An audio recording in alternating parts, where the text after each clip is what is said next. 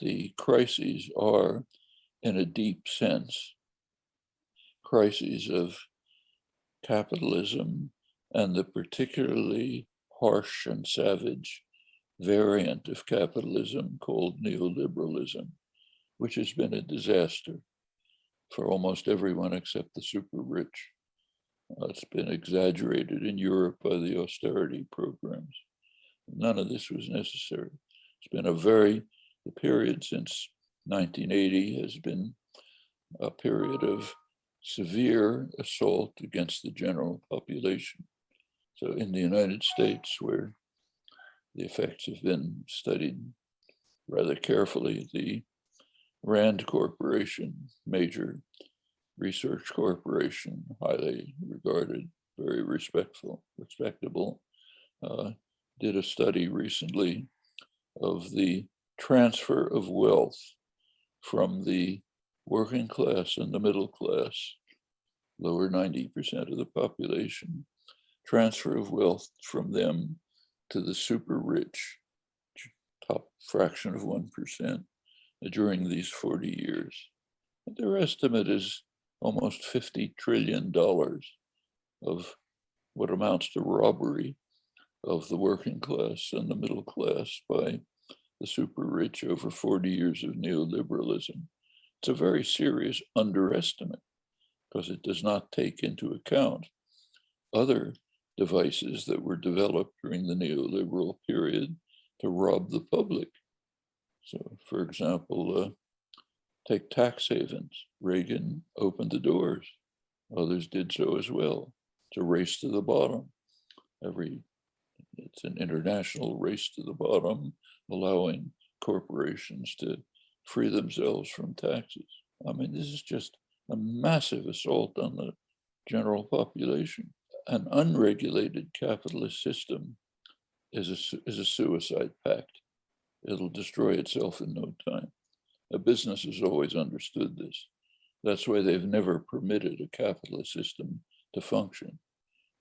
Businesses always intervened to demand that the state take strong measures to protect the business world from the ravages of the market, always.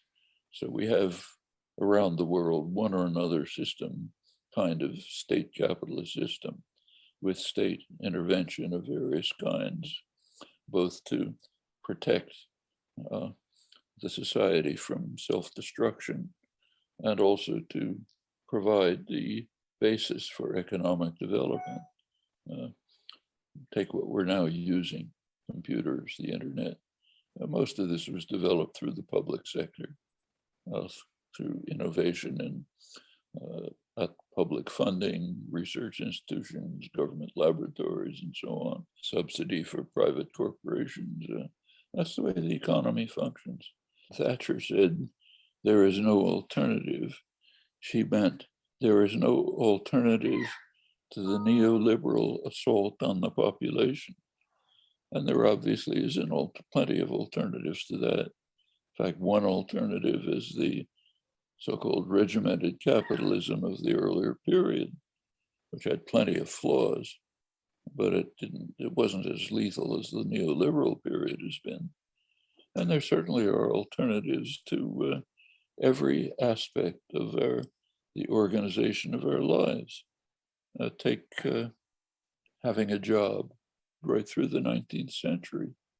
The idea of having a job that is being subordinated to a master during most of your waking hours, that idea was considered an abomination, a fundamental attack on basic human rights.